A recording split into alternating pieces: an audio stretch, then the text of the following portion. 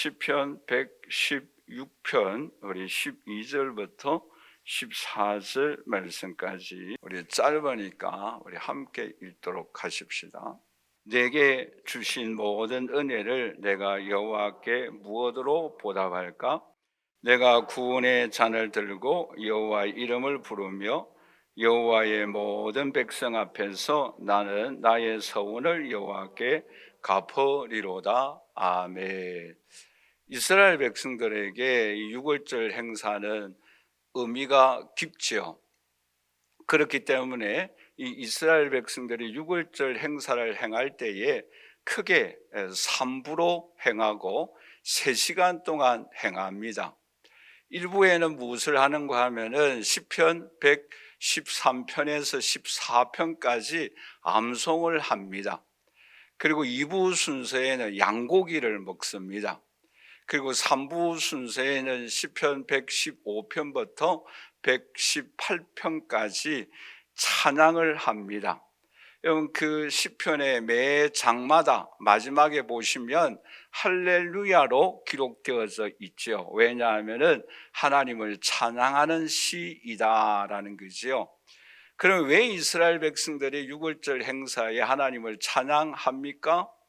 그 이유는 애굽에서 노예 생활하였을 때 그 고통을 기억하고 또 하나님께서 우리들을 해방시켜 주시고 구원의 은혜를 베풀어 주심을 찬양합니다. 뿐만 아니라 오늘 여기까지 에벤에셀의 하나님을 찬양하고 하나님 앞에 영광을 올려드리는 시간을 갖습니다. 그리고 서로 백성들끼리 또 형제 자매 아는 사람들 간에 서로 위로하고 우리 하나님을 잘 섬깁시다라고 격려하는 시간을 갖습니다. 그렇기 때문에 이 사람들에게는 유월절 행사가 굉장히 의미가 깊지요. 그런데 이와 같이 구원의 은총을 베풀어 주신 이 은혜가 오늘 우리에게는 가장 중요한데, 그러면 구원하다라는 이 단어의 의미가 굉장히 깊어요. 6가지 의미가 있는데 그 원어로 보시면 소조라는 단어를 사용하고 있는데 이 내용의 말씀은 여러 가지 의미가 있어요. 그 중에 가장 중요한 것은 우리를 죄에서 또 사망에서 또한 지옥에서 우리를 구원한다라는 그러한 의미로 우리는 다 알고 있습니다. 그런데 그뿐만 아니라 이 소조라는 이 단어 속에는 어떤 의미가 있는가 하면은 우리를 악으로부터 적으로부터 보호하여 주신다라는 의미도 있어요. 더 나아가서 우리에게 사랑을 주고 행복을 주고 평안을 주고 축복을 준다라는 의미도 구원하다라는 그러한 내용의 말씀입니다. 뿐만 아니라 우리를 질병에서 위험으로부터 치유하여 주시고 지켜주시고 구원하여 주시는 그것도 같은 소조라는 단어를 사용하기도 합니다. 그러니까 구원하다라는 의미가 단순히 죄에서 우리를 구원하다라고만 생각하지 마시고 그만큼 다양한 의미가 있다라고 생각하시면 좋겠어요. 그런데 오늘 본 말씀에 보시면 어떤 내용이 나오는가 하면은 나에게 주신 모든 은혜를 내가 무엇으로 보답할 거라고 말씀을 하고 있지요. 즉 오늘 이 본문에 나타나 있는 12절의 말씀에 또 시편 116편의 저자가 누구인가, 여기 약간의 학자에 따라서 좀 차이가 있습니다. 어떤 사람들은 다윗이라기도 하고 또 어떤 사람은 히스기야 왕이라기도 합니다. 그런데 이제 제가 생각하기에는 또 많은 학자들이 다윗이라는 의견이 많기 때문에 저도 다윗이라는 인물 저자를 전제하고 말씀을 올려드리도록 하겠습니다. 그래서 이 다윗이 받은 모든 은혜, 그것을 생각해서 오늘 12절 말씀 우리 한번 다 같이 읽어보도록 할까요? 같이 읽겠습니다. 내게 주신 모든 은혜를 내가 여호와께 무엇으로 보답할까라고 고백하고 있는 내용의 말씀입니다. 여러분, 다윗을 생각해 보세요. 다윗이 하나님께 은혜를 얼마나 많이 받았습니까? 한마디로 말씀드리면 목동인데 양을 지키고 있는데 왕이 되었지 않습니까? 또 그 후손으로 말미암아 예수 그리스도가 탄생하였지 않습니까? 그런데 그뿐만 아니라 이 다윗은 또 사울 왕으로 인하여 15년 동안 쫓겨다녔어요. 온갖 고생을 당했습니다. 그리고 자기 아들로부터 압살롬으로부터 그치요, 왕을 쿠데타가 일어났다라는 것이요. 아들이잖아요. 그러니까 좋은 일도 있고 안 좋은 일도 있다라는 거지요. 그런데 그 모든 것을 뭐예요? 은혜라고 생각하고 있다라는 거예요. 근데 여기서 오늘 우리에게 두 가지 중요한 교훈을 하고 있습니다. 그게 뭔가 하면은 우리 한번 다 같이 따라서 할까요? 은혜를 은혜로 여겼다. 여러분, 이게 왜 중요합니까? 여러분, 오늘날 많은 사람들이 은혜를 은혜로 여기지 아니하고 당연한 것으로 여기는 것이 얼마나 많이 있습니까? 여러분, 부모님의 은혜, 스승의 은혜 얼마나 많이 있어요. 또 일반적인 은총도 있습니다. 공기를 주셨고 햇빛을 주셨고 이러한 일들에 있어서 하루하루 생명을 가지고 살아간다는 그 자체가 은혜이잖아요. 그렇죠? 그런데 이 은혜를 은혜로 여기지 아니하고 당연한 것으로 여긴다라는 거예요. 그래서 여러분, 그런 말이 있잖아요. 저 사람 참 사람답다, 그런 표현을 하잖아요. 은혜를 은혜 여기지 아니한 사람들을 가르쳐서 차마 제가 입으로 말을 못하게 했는데 뭐 같은 놈이라고 말을 하잖아요. 그렇죠? 그러니까 이 은혜를 은혜로 여긴다는 것이 굉장히 중요하다라는 거예요. 또 하나 중요한 것은 이 은혜를 어떻게 하면 여호와 하나님께 보답할 것인가 라고 이 다윗은 고백하고 있다라는 거예요. 여러분, 오늘 우리가 은혜 받은 사람들을 생각하면서 여러분들 얼마나 그 은혜에 보답하는 삶을 살아가고 있는가? 이것이 뭐예요? 신자의 품위이고 품격이다라는 거예요. 사람답다라는 것입니다. 신자답다라는 거예요. 다윗답다라는 것입니다. 그러므로 오늘 이 자리에 추수감사주일을 맞이하여서 예배드리는 저와 우리 사랑하신 성도 여러분, 오늘 저와 여러분들이 두 가지를 꼭 기억해야 합니다. 그게 뭔가요? 다윗에게 일어나는 모든 일들을 은혜로 여길 수 있기를 주님의 이름으로 간절히 축원합니다. 더 나아가서 나에게 주신 은혜를 내가 여호와께 무엇으로 보답할 것인가? 내가 어떻게 하면 하나님 앞에 보답하는 삶을 살아갈 수 있을까 생각하고 삶으로 실천하며 살아가는 저와 여러분들이 되시기를 주님의 이름으로 간절히 축원합니다. 그러면 우리가 이 시간 이 다윗을 통해서 오늘 우리에게 중요한 두 가지 교훈이 뭔가? 첫째는 우리 한번 다 같이 따라서 합니다. 다윗은 받은 모든 은혜를 은혜로 여겼다.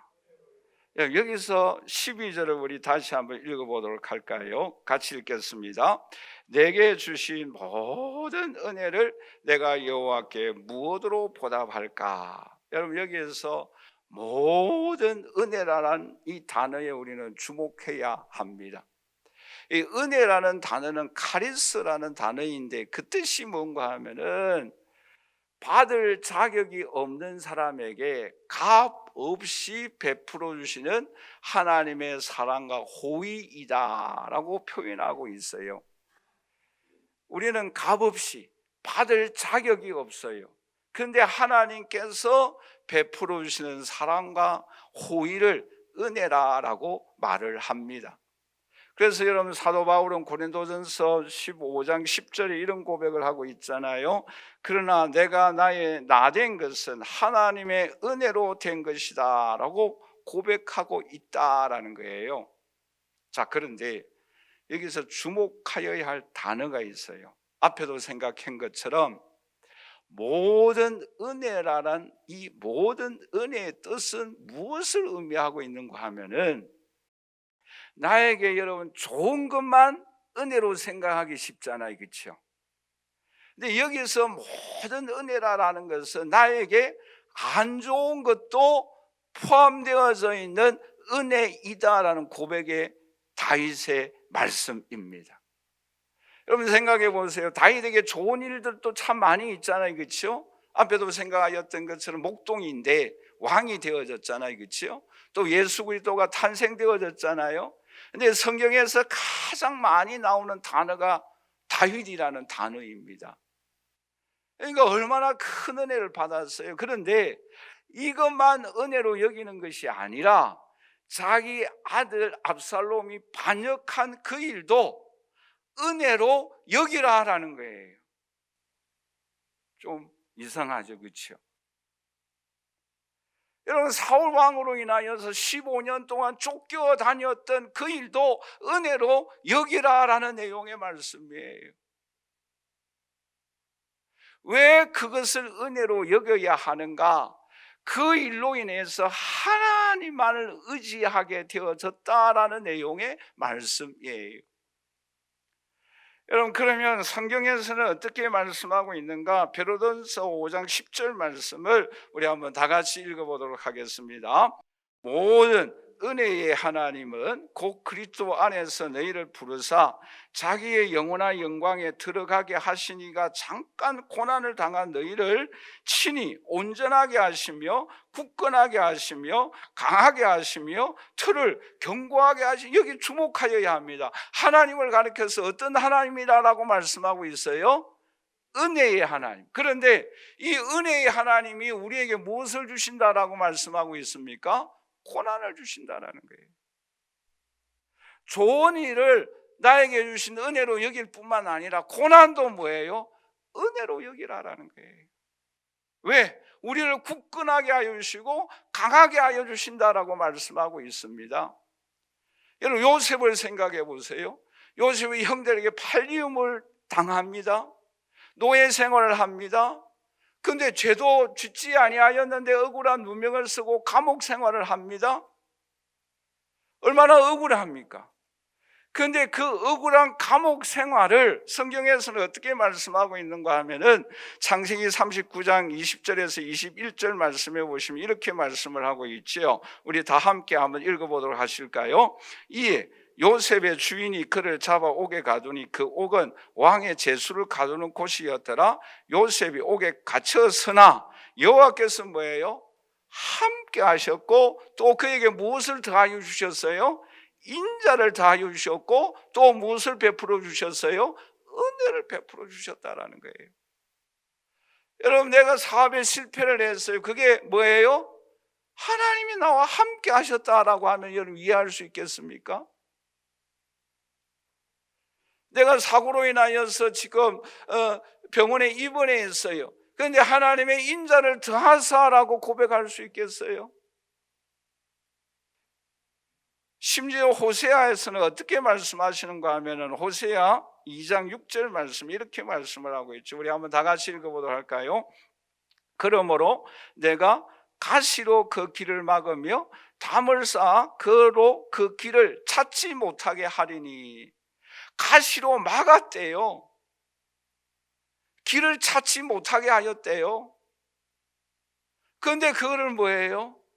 은혜로 여겨야 한다라는 거예요. 근데 여기에 복음의 역설이 있어요. 여러분, 사도 바울의 고백을 우리 한번 다 같이 들어볼까요? 고린도후서 12장 7절에서 9절 우리 한번 다 같이 읽어보도록 하겠습니다. 여러 계시를 받은 것이 지극히 크므로 너무 자만하지 않게 하시려고 내 육체에 무엇을 주었어요? 가시를 주었대요. 그게 뭐예요? 사탄이 주는 거다라고 말씀하고 있잖아요.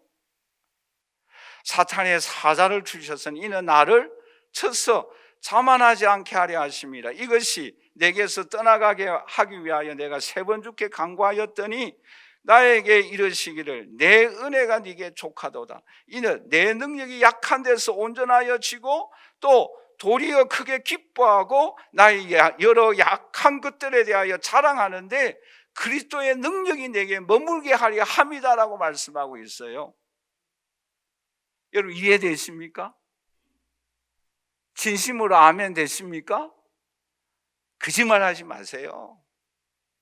여러분 입원해 있는데 하나님 은혜입니다라고 목사가 이야기해 보세요. 저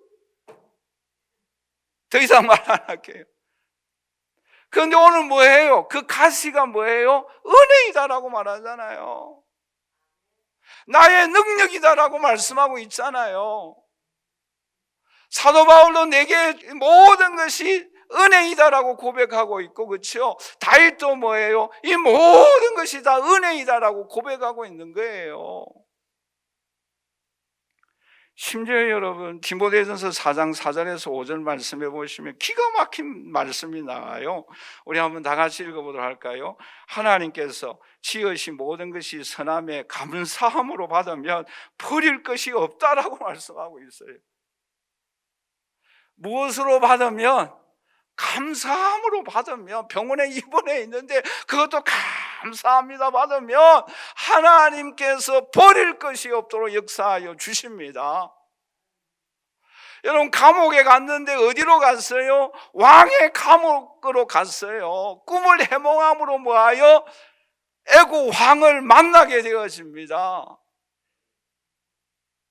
여러분 여기서 오늘 우리에게 중요하게 세 가지 실천 상황을 말씀을 드리도록 하겠습니다. 하나가 뭔가 하면은 우리 한번 다 같이 따라서 하십시다. 당연한 것으로 여기지 말고 은혜로 여기자. 이게 여러분 쉬운 것 같은데 훈련이 필요해요. 여러분 오늘 아침에 건강한 모습으로 일어났잖아요, 그렇죠? 그런데 하나님 감사합니다라고 고백하셨어요? 옆에 아내, 남편, 자녀, 부모님 보고 하나님 정말 감사합니다 이런 고백이 있었어요? 지금 숨 쉬고 있잖아요. 이 숨 쉬는 거에 대한 감사의 고백이 있었습니까? 모든 것이 은혜라고 말씀하고 있잖아요. 가시가 은혜다라고 말씀하고 있잖아요. 그게 오히려 나의 능력이라고 고백하고 있잖아요. 이게 여러분 훈련으로 되어져야 합니다. 또 하나 중요한 교훈은 뭔가 하면 우리 한번 다 같이 따라서 합니다. 인생을 토막으로 보지 말고 통으로 보자. 여러분 한 사건 한 사건마다 보면은 원망할 수밖에 없고 불평할 수밖에 없잖아요. 그렇죠? 우리 솔직히 고백합시다. 그렇잖아요. 그렇죠? 그런데 그 한 사건 한 사건만 보면은 불평하고 원망하고 막 낙심되지만 인생은 길게 통으로 보면은 하나님께서 그 사건을 통해서 어디로 나를 인도할지 우리는 모르잖아요. 그러므로 우리는 어떻게 해야 합니까? 하나님의 은혜임을 고백하고 감사하고 하나님을 의지할 때에 하나님의 놀라운 역사들이 나타나게 될 줄 믿습니다. 그런 역사들을 우리는 경험해야 합니다. 그래서 세 번째, 하나님과의 추억 쌓기를 많이 해야 합니다. 좋은 일들도 우리는 하나님 앞에 감사할 뿐만 아니라 안 좋은 일도 감사하면은 하나님께서 그 사건 자체를 볼 때는 안 좋았지만 나를 더 좋은 길로 인도하여 주시는 주님의 역사를 경험할 때가 있잖아요. 그러면 어떻게 되어집니까? 나에게 일어나는 좋은 일도 감사해야 되지만 안 좋은 일로 인하여서 하나님의 손길이 뭔가 기대하게 되어진다는 거예요. 할렐루야. 우리는 이 세계까지 들어가야 된다라는 거예요. 참 쉬운 일은 아니죠, 그렇죠? 그러나 여러분 다윗이 고백하고 있는 것처럼 내게 해주신 모든 것을 은혜로 여길 수 있는 오늘 저와 여러분들이 되시기를 주님의 이름으로 간절히 축원합니다. 두 번째로 이 다윗의 이 고백을 통해서 오늘 우리에게 교훈하고 있는 것이 뭔가 하면은 우리 한번 다 같이 따라서 합니다. 다윗은 받은 은혜를 보답하였다. 여러분 12절 말씀을 다시 한번 읽어보도록 하십시다. 같이 읽겠습니다. 내게 주신 모든 은혜를 내가 여호와께 무엇으로 보답할까? 내가 여호와께 무엇으로 보답할까? 이 보답할까라는 이 마음은 신약 성경의 사도 바울의 고백 속에 있습니다. 그 고백의 말씀이 뭔가 하면 나는 빚진 자다라는 의미의 말씀이에요. 여러분 이 빚진 자의 심정을 우리는 가지고 살아가야 한다라는 거예요. 그런데 오늘 여기 보답한다라는 이 단어가 참 중요한 의미가 있어요. 두 가지 굉장히 중요한 그 히브리어 단어인데 슈버라는 단어예요. 우리 한번 다 같이 따라서 할까요? 슈버. 이 단어의 의미는 첫 번째 의미는 하나님 앞에 돌아간다라는 의미의 말씀이에요. 되돌려준다, 하나님께 나아간다라는 의미의 말씀이에요. 그런데 또 하나 더 중요한 의미가 있어요. 뭔가 하면은 돌아가면 회복한다라는 단어가 있어요. 자, 그렇다고 한다면 우리가 하나님 앞에 되돌려주는 첫 번째 단계에서는 우리가 무엇을 하여야 할 것인가? 우리 한번 다 같이 따라서 할까요? 구원의 잔을 높이 들자. 오늘 13절 말씀이잖아요. 우리 13절 말씀을 다 같이 읽어보도록 할까요? 내가 구원의 잔을 들고 여호와의 이름을 부르며. 여러분, 제가 이 말씀을 조금 묵상하다가 마땅한 좀 말씀이 없을까 기도하는 가운데 이런 생각이 들었어요. 뭔가 하면은 사도 바울이 그런 고백하잖아요. 우리가 하나님 앞에 하나님, 저는 죄인입니다. 저는 죄인 중에 개수입니다. 저는 하나님의 은혜가 없으면 살아갈 수 없음을 고백합니다. 하나님만을 의지합니다. 하나님만을 바라봅니다. 하나님 사모합니다. 주여, 나를 불쌍히 여겨 주옵소서. 그렇게 하면 할수록 영자가 붙어요. 영자가 계속 붙어요. 하나님, 오늘도 저는 하나님 앞에 죄인입니다. 나는 할 수가 없습니다. 부족합니다. 도와주옵소서. 그러면 계속 영자가 붙어요.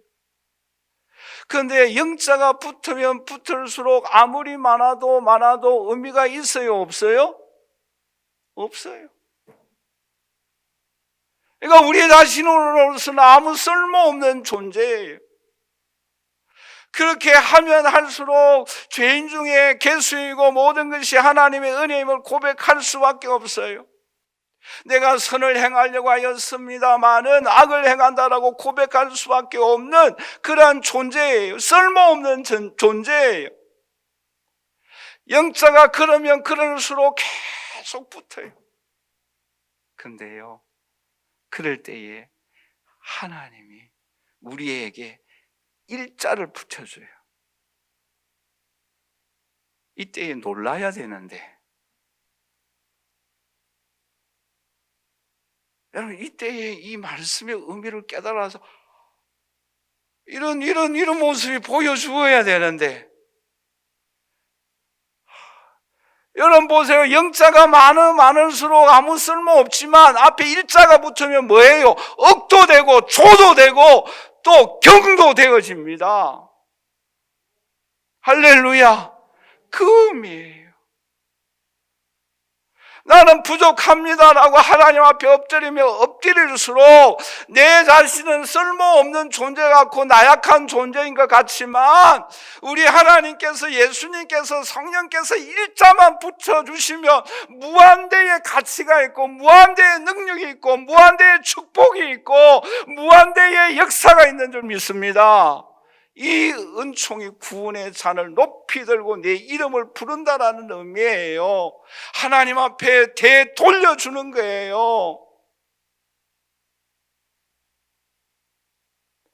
그러면 하나님이 우리 앞에 일자만 붙어주면은 능력이 역사하는 거예요.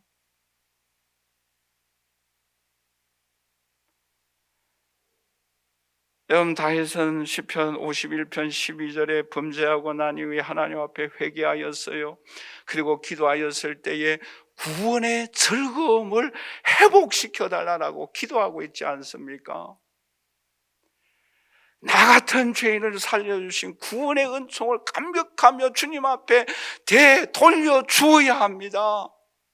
그게 감사 예배로 나타나야 되고, 주일 예배로 나타나야 되고, 금요 기도회로 나타나야 되고, 수요 예배로 나타나야 되고, 우리는 이 예배를 드림으로 인하여서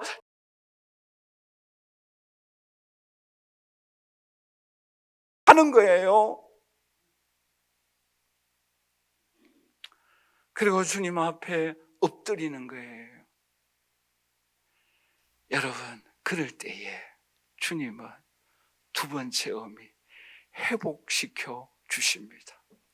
할렐루야. 여러분, 그 내용의 말씀이 누가복음 17장에 보시면 10명의 나병 환자가 나오잖아요. 10명을 예수님께서 다 고쳐주셨어요. 그런데 몇 명이 감사하였습니까? 한 명이 감사했어요. 그래서 여러분, 감사는 훈련이다라는 거예요. 그런데 그 은혜를 되돌려줄 때에 예수님께서 어떤 은혜를 베풀어 주셨어요? 누가복음 17장 17절에서 19절 말씀에 우리 한번 다 같이 읽어보도록 할까요? 예수께서 대답하여 이르시되 10사람이 다 깨끗함을 받지 아니하였느냐? 그 9은 어디 있느냐? 이 이방인 외에는 하나님께 영광을 돌리러 돌아온 자가 없느냐? 하시고 그에게 이르시되 일어나 가라. 내 믿음이 뭐예요? 너를 구원하였다라는 거예요.